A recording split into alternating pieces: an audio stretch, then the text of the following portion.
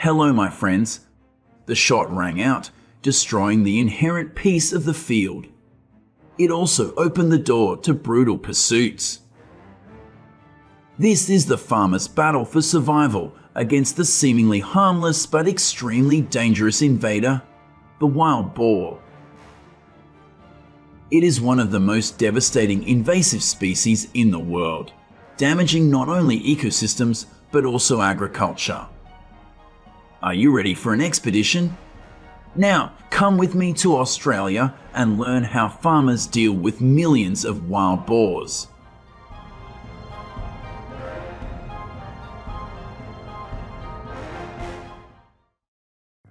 Every year, during harvest season, we witness an invasion of wild boars in the fields. Traces of a wild species, their destructive power is stronger than other invasive species in Australia.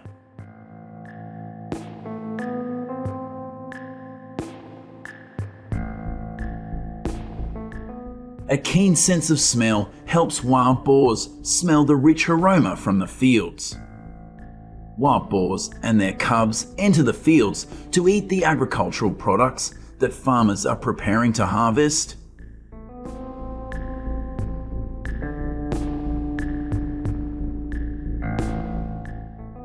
It is easy to see their footprints around the corn growing area.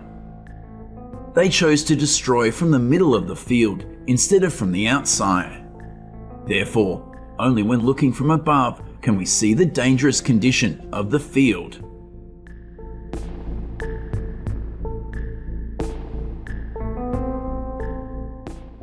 Not stopping there, wild boars also try to attack farms and approach farmers' livestock.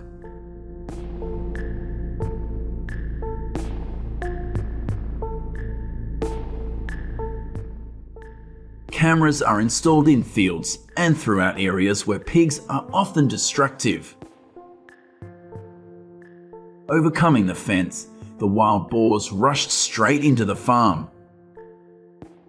Not only that, they also infiltrate the city to rummage through trash and pollute the environment.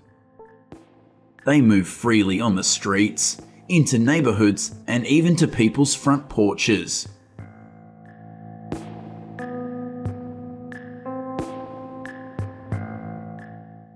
The story would not be worth mentioning if wild boars did not attack humans.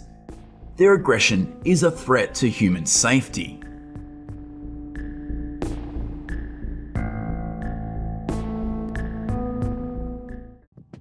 In Australia, wild boars cause up to $2.5 billion in damage each year. The number of wild boars is increasing and the condition of the fields is getting worse. This puts many farmers in a difficult situation. Therefore, the Australian government is increasing its efforts to fight them.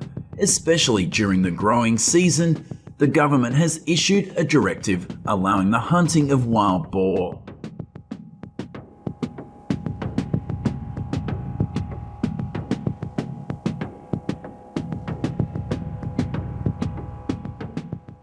Of course, each region may have its own hunting regulations, and failure to comply can result in serious legal consequences.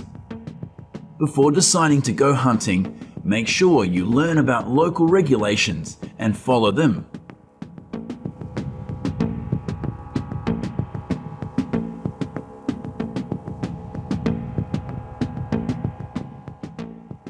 Traps are placed in areas frequented by wild boars. Farmers will spread corn seeds inside to lure them in.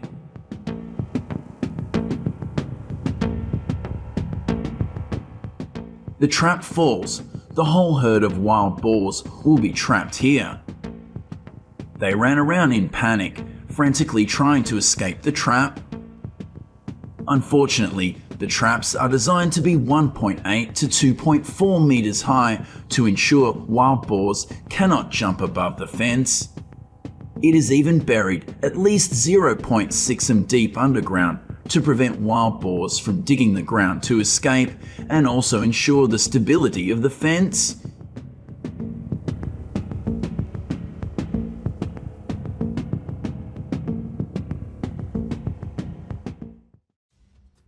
farmers mobilized a large number of hunting dogs to catch wild boars. Everything was chaotic. A large-scale pursuit was going on.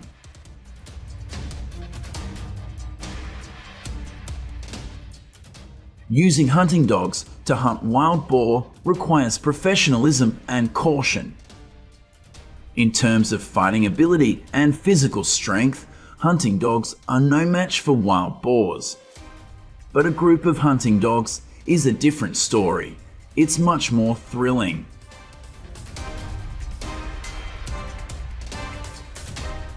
Hunting dogs provide great support because of their ability to move well on all terrains, sharp senses, and good physical strength.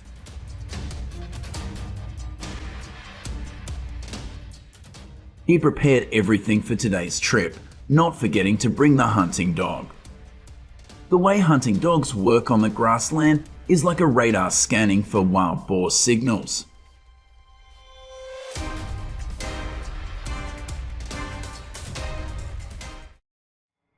Hunting wild boar in the field is an exciting activity and is often done by hunting lovers. Some farmers do not have the skills or time to hunt. They chose to hire hunters to protect their land.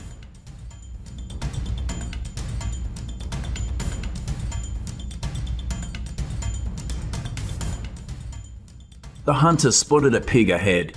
He gently took aim and killed it neatly.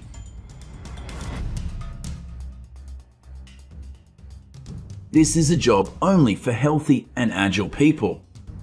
You can see he is trying to run uphill in time to stop the wild boars from escaping.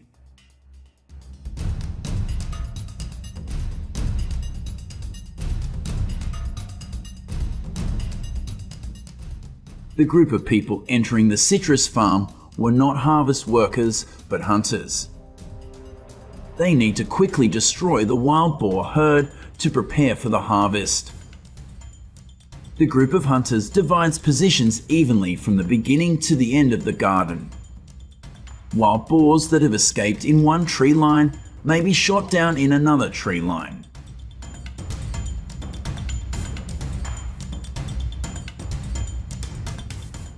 This layout is also suitable when hunting wild boar in mountainous areas with many trees blocking the view.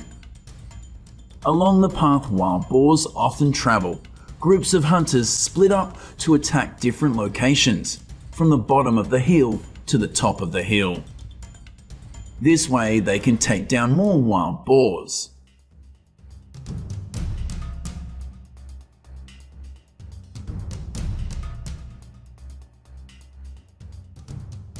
The wild boar herd does not know that danger is approaching. The hunter waits for the right moment to shoot accurately. The arrow went straight into the front leg. The wound did not cause the wild boar to die immediately, but it also could not run far because of the pain. Hunters just need to follow the blood trail and pick up the body.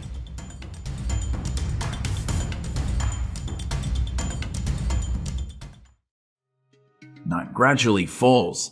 This is the right time for hunting. Hunters often attack while wild boars are struggling. Because night comes, their eyesight is no longer sharp. Seizing the opportunity, the hunter will approach and shoot the wild boar accurately.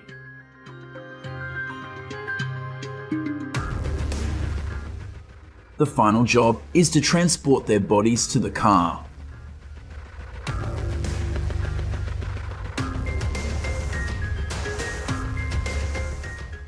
To prevent wild boar destruction, farmers organize hunting trips on their land. They are hunters with many years of experience and very accurate vision.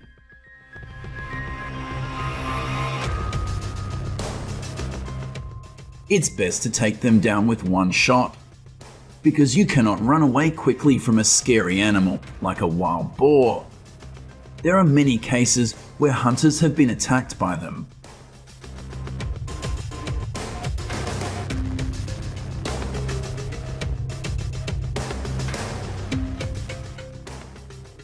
Hunting wild boar by helicopter is quite expensive, but it is safer for hunters, and they can also easily search for wild boars in fenced areas.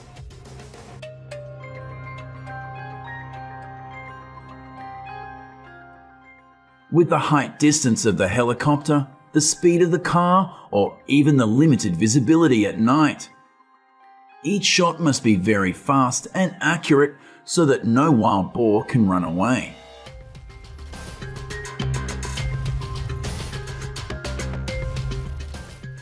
Based on the movement of the grassland, hunters will judge the location of the pigs. They followed their direction and waited for the opportunity. When there is no more hiding place, the wild boar will definitely be given a shot.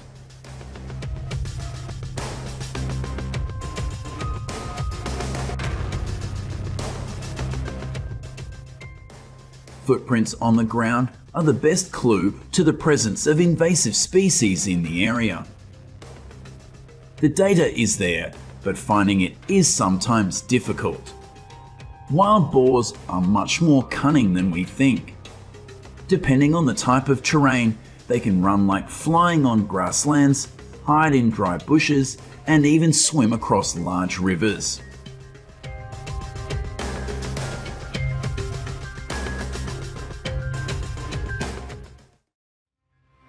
One of the tips for farmers to deal with this invasive species is an audio device that imitates the sound of wild boar.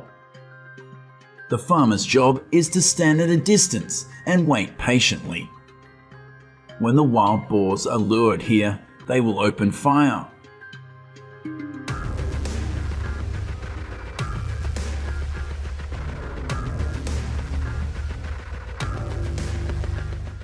Compared to hunting alone, large-scale hunting with many hunters will bring more chances of success. They communicate with each other by walkie-talkie, informing each other of the location, number, or direction of movement of wild boars.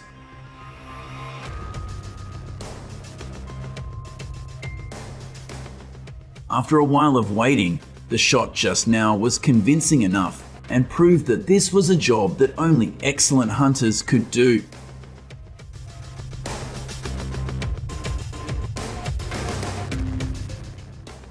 In this forest, when hunters spot a target, they will aim and shoot in the head or chest. However, the head is the preferred position when hunting wild boar, because headshots are more fatal. Shots to the chest do not cause immediate loss of feeling. That's how professional hunters deal a high damage attack and the results they obtained on today's trip.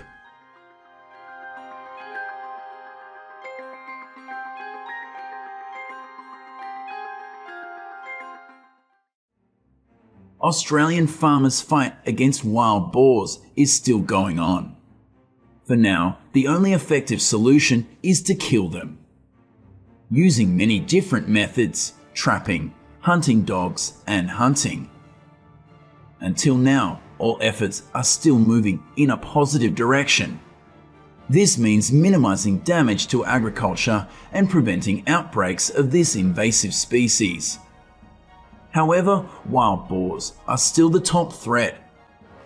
Do you have any measures to deal with wild boar invasion? Please comment below letting me know your ideas.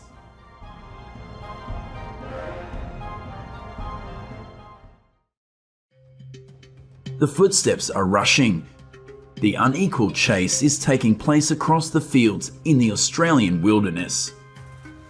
Right at the moment the cow was exhausted and about to be pounced by dingo, the shot was able to stop it.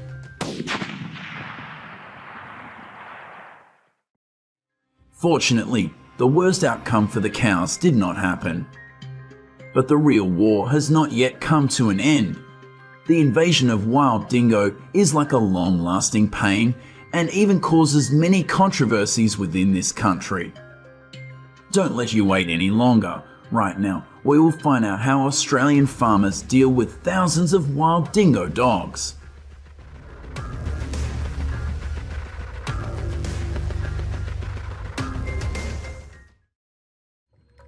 Dingoes were introduced into Australia about 4,000 years ago. From the moment it appeared, Australians had different approaches. Some locals call them dogs. They see them as part of the ecosystem for millennia, and they have the same right to be here as anyone else. Meanwhile, some farmers see this as a pest and a threat that needs to be eliminated immediately.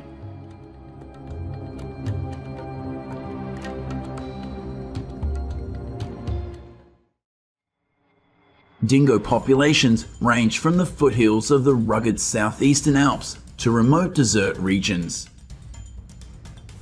They are opportunistic foragers, sometimes scavengers, and their diet often depends on where they live. They hunt for prey such as sheep, goats, rabbits, and reptiles on Fraser Island.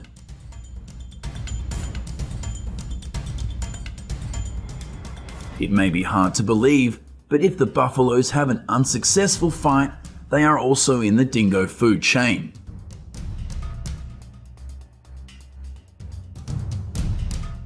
Dingo doesn't even hesitate to approach giant fish. It is poking at the carcass of a decomposing dolphin on the Queensland coast.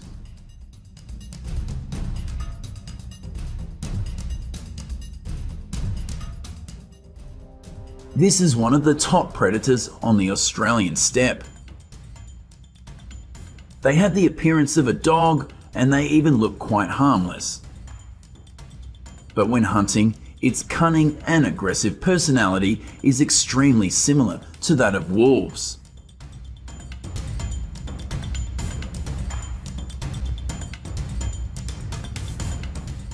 Solitary, some dingoes like to hunt alone, others hunt in groups. Of course, the herd advantage will bring dingoes spectacular victories, prey of greater size or quantity.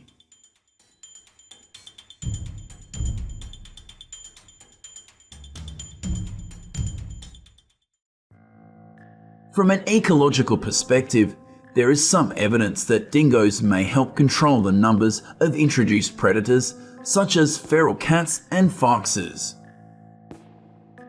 Like all apex predators, they also play an important role in keeping ecosystems in balance. For example, by reducing the impact of feral goats and kangaroos on vegetation,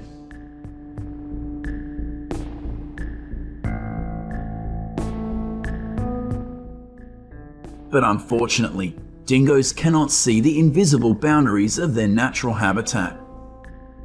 This instantly changed their status from a species worthy of conservation to wild dogs with death sentences.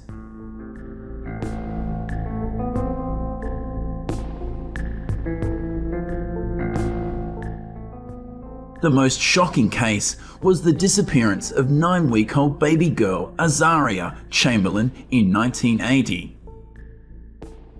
At that time, prosecutors thought it was too ridiculous for a dog to commit a crime, and they charged the mother. Then after 10 years, the truth was found: their newborn daughter was taken by a dingo.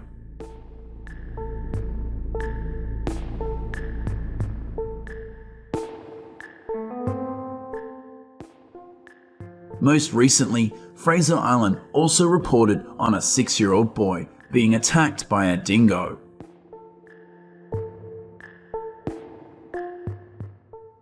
Currently, dingo attacks on humans are very rare in Australia, and they usually happen to young children. The rescue team successfully saved the newborn baby from the jaws of a dingo.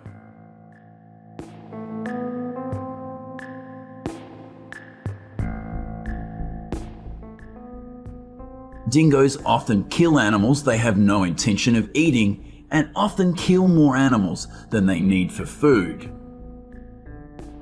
That means they don't need to know whether the opponent is in the food chain or not. If they encounter a dingo dog, they will definitely be attacked.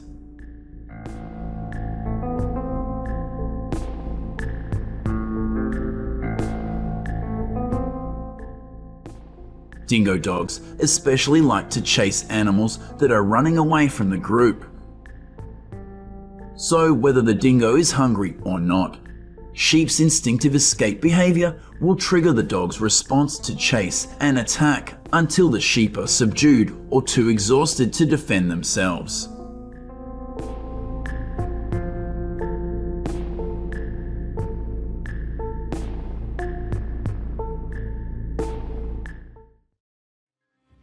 According to estimates, damage caused by dingo dogs is about 120 million USD each year. The sudden increase in the dingo population in Australia poses a significant challenge to researchers, environmental managers, and policymakers.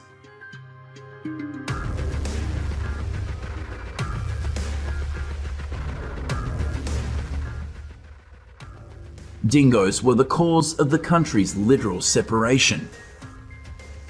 The world's longest fence, 560 km long, runs from western South Saw across the Strzelecki Desert and through southern Queensland to prevent dingoes from entering the relatively fertile southeast of the continent and protecting sheep herds in southern Queensland.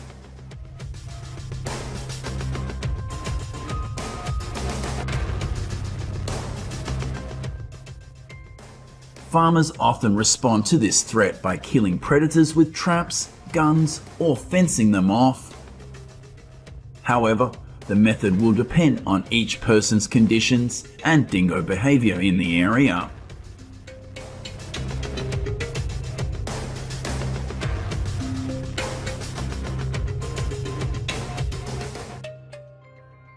There is a cave of wild dingo dogs about 300 meters from the farm, and farmers regularly see the animals as they drive past the property. These footprints are evidence that they are lurking around the farm. But before the farmers could do anything, their place burned down. The forest fire unintentionally inhibited the development of dingo in the area. It will probably take them some time to find a new habitat.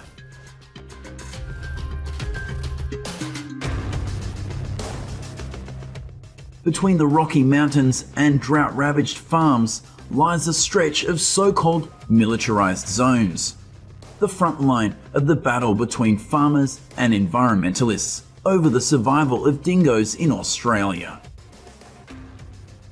Here, ecologists said, "In that area, no dingo dog can live.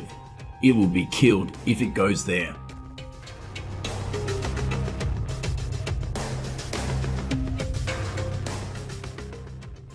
If caught in traps, they moan in terror and pain, and can struggle frantically for 24 hours or more before hunters return to shoot them dead.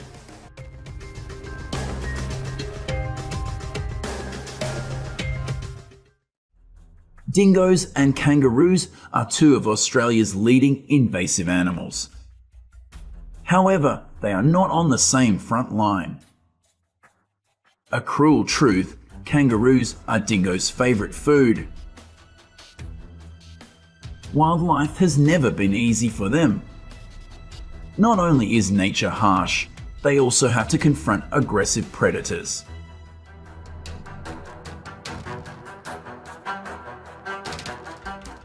The paradox is that these kangaroos are larger than dingo dogs, but they still suffer the same fate as other unfortunate prey. In Australia, with the exception of wild dingoes, there are no predators large enough to cause damage to adult kangaroos.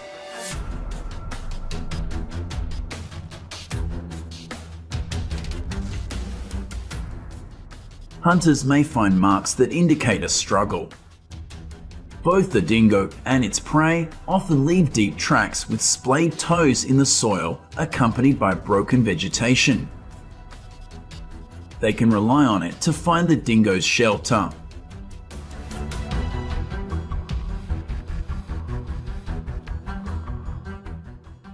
Amid this extreme heat, the lake is the only thing that attracts wildlife, including dingo and their food. Life-giving lakes also provide easy hunting opportunities.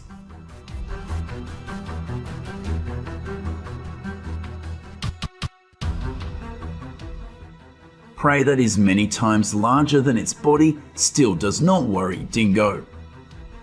Continuous attacks and provocations came from dingo.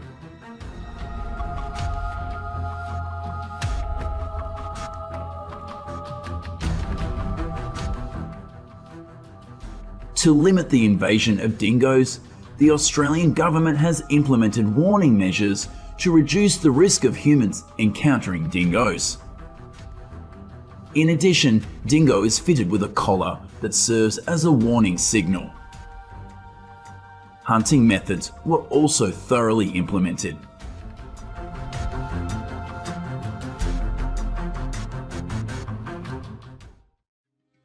The Australian government has allocated $110 million to replace all inadequate and unsafe fencing. These new fence structures are typically constructed from stainless steel or metal mesh with a minimum height of 2 m. These improvements aim to improve the control and durability of the fence while minimizing the risk of dingo intrusion.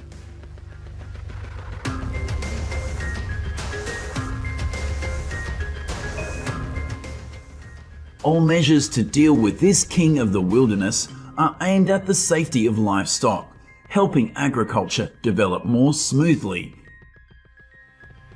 Australian farmers understand that young dingoes will be born to replace the previous generation. They cannot change the laws of nature, but at least they are trying to create pressure to minimize the threat to the economy and social security.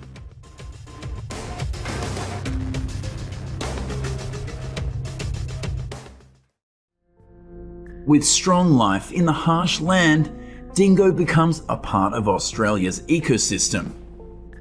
A wild dog with many evil crimes, the culprit responsible for the disappearances of children, or a crazy demon attacks farmers' livestock, becoming feared by native species. What impresses you most about dingo? Please comment below in the comments section to let us know.